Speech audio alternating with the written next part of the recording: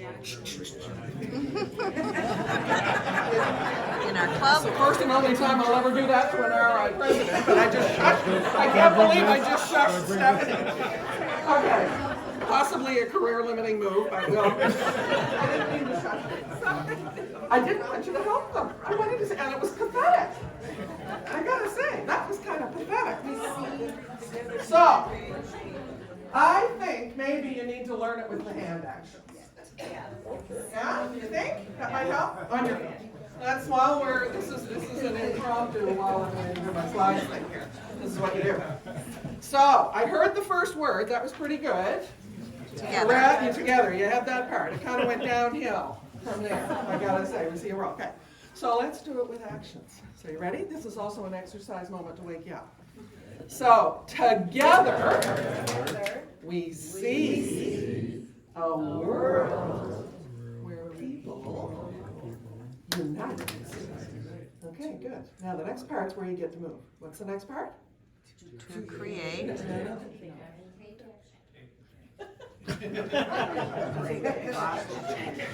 Help them, Stephanie. Okay, I'm giving up. To take action. To take action! Come on, let's have some action. So you got to have something action-wise, right? You come together, so now you're going to take action. Now, what do you take action for? Lasting change. Engineers know why that's a triangle. It's lasting change. And where's the lasting change? Around the globe, in our communities, and in ourselves. Now, can you do it without me helping? Let's see. Let's do it again.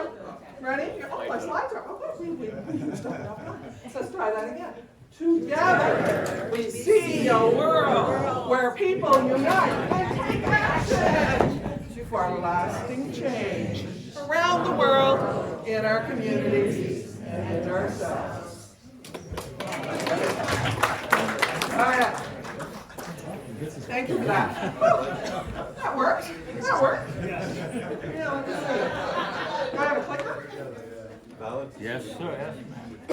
Make me have to come up with something else here. Okay, so, wow, the clicker. We're going to talk a little bit about where you're headed. I'm just going to set the stage. And there will be some repeated messages, scaffolding, layering.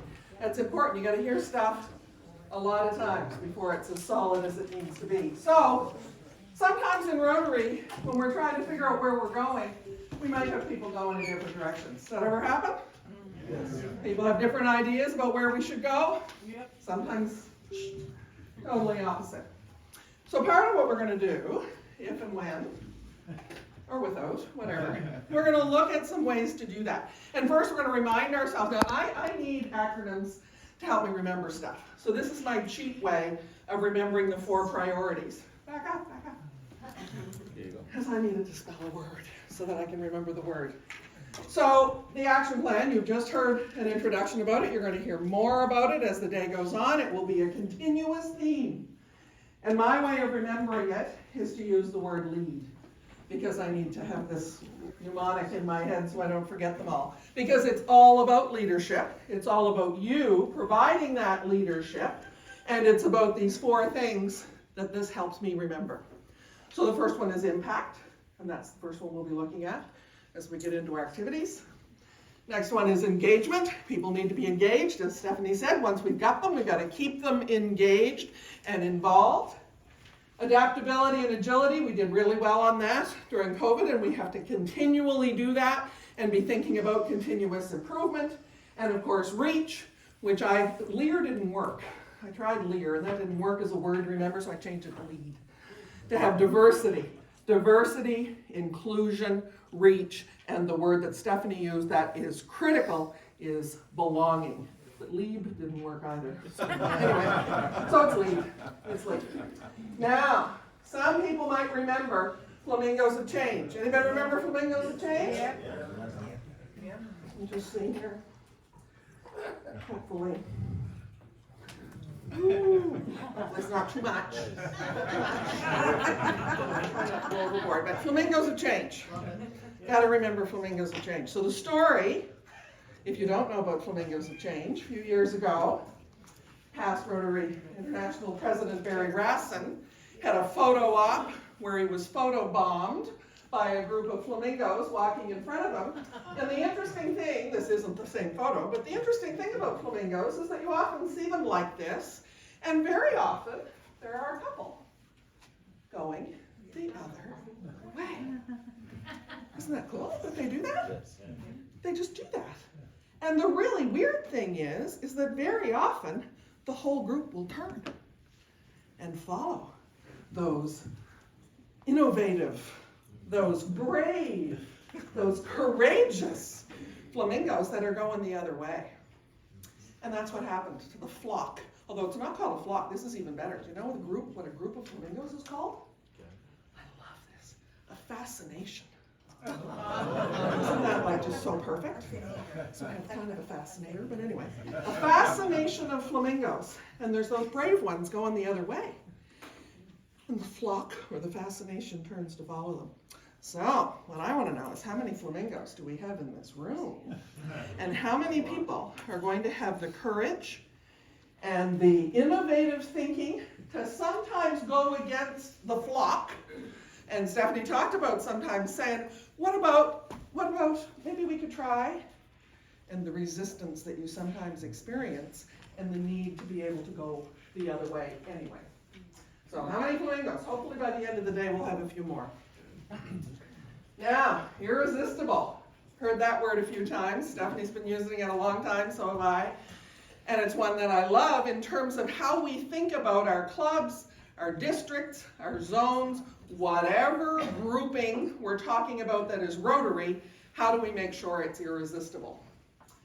And the first thing we have to think about is, what does that mean?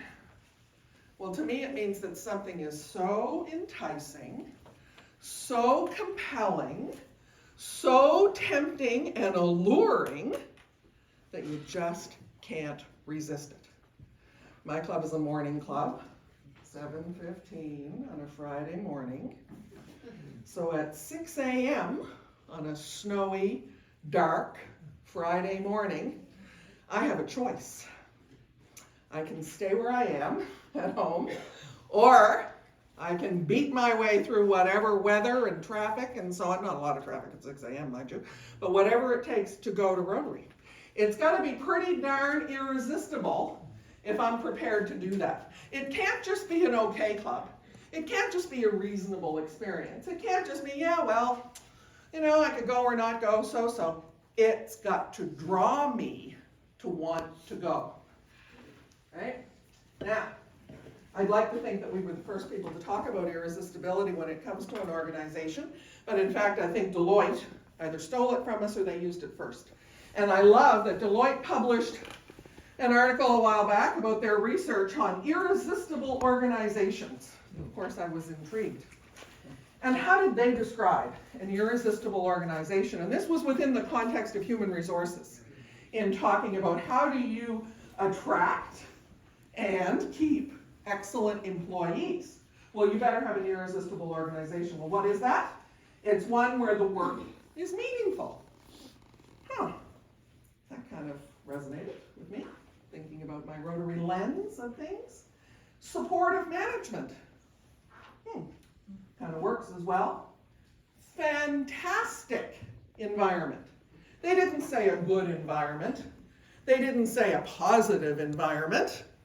They said a fantastic environment. Growth opportunities. Ways for people to develop, learn new skills, apply them in new ways.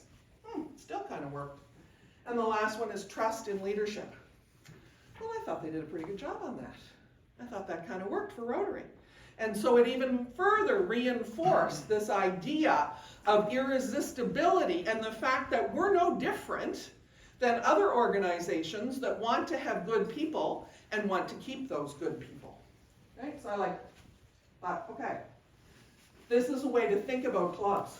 This is a way to ask ourselves a simple question. Is my club, district, zone, fill in the blank, irresistible in that way? So a quick show of hands. This is another interactive moment. When you think about your Rotary, at whatever level you think about it, irresistible? Yep. Yeah? Yeah? Awesome. Not everybody said yes, though. In fact, it was, again, a little on the weak side of the number of people that said yes. So there's opportunity here, and we're going to look at what we can do to make that happen. Stephanie talked about the flexibility that we have now. There's none of this, oh, we can't do that. Rotary doesn't do it that way.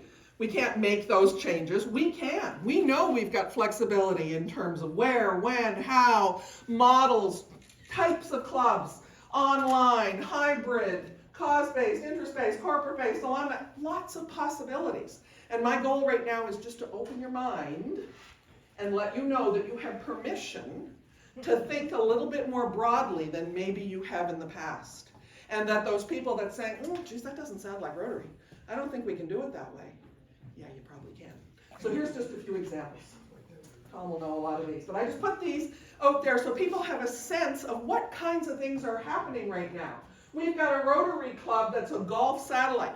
No, it's not a fellowship group. There's golf fellowship groups. This is a satellite that meets at a golf course, and I assume their meetings are walking around or driving around the 18 holes, and they do their service afterwards.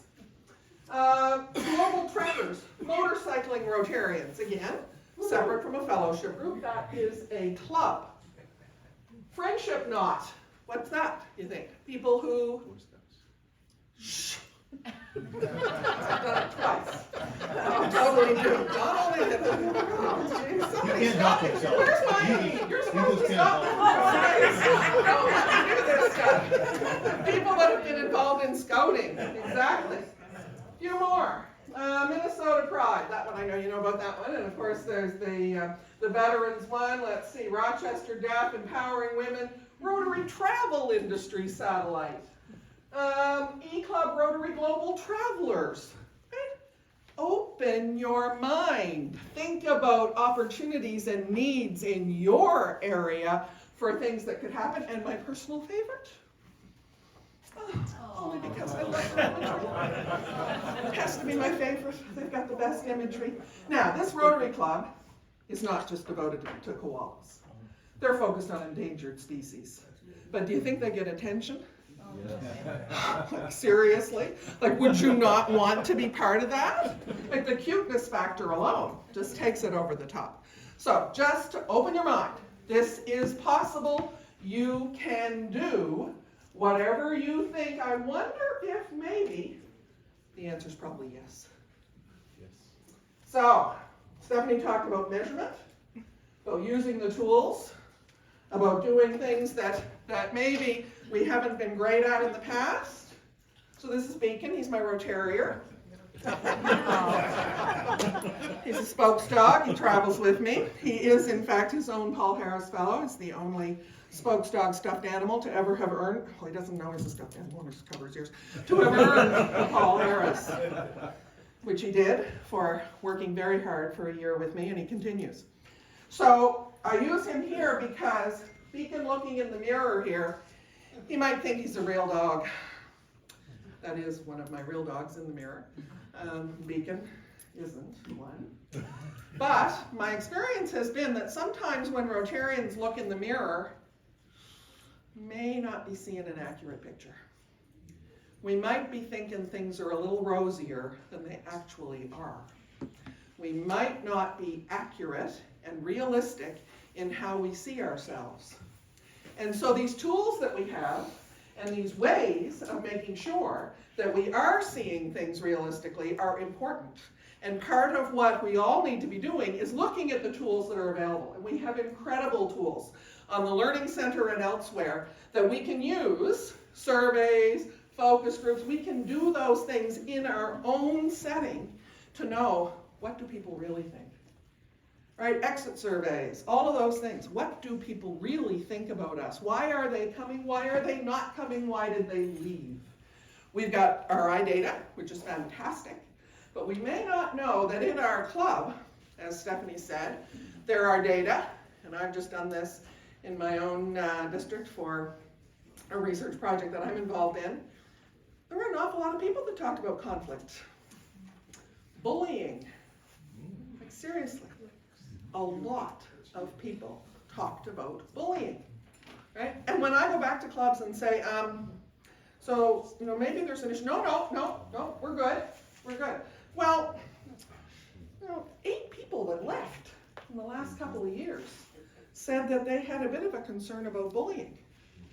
Oh, well, yeah, well, that's just, Johnny sits in the back there, and sometimes his humor might be a little off, but he's a really good donor to the Rotary Foundation, so you just have to let him go. So 8 people that left because of that bullying and because of that. Is that something that needs to be addressed? Yep. Yes. Probably. But we often don't see it.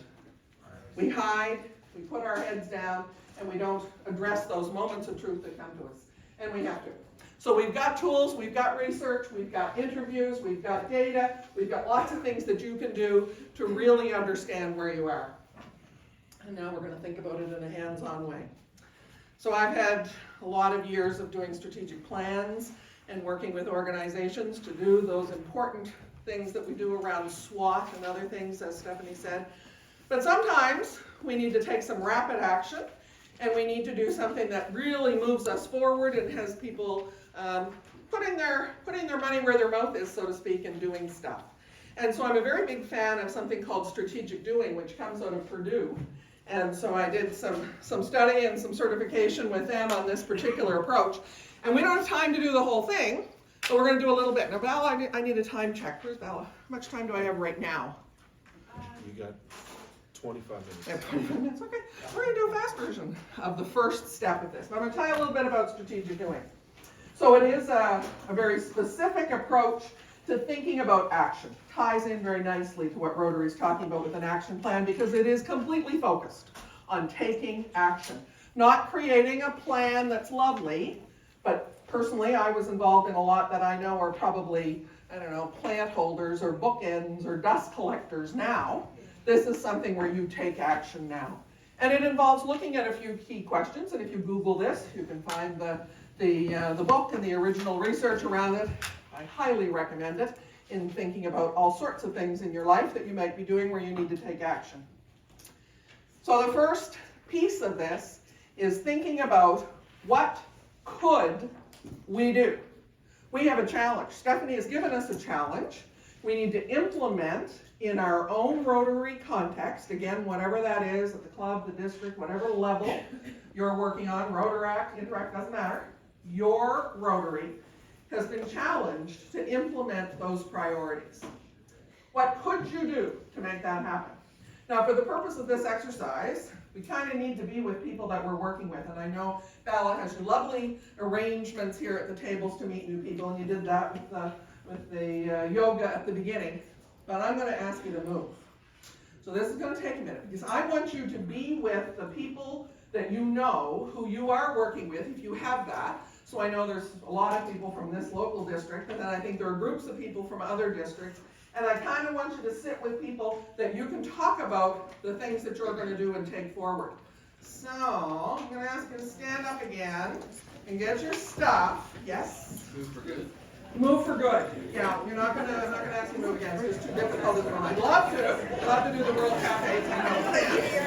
So this is total chaos, but just go to where there are people that you know and work with.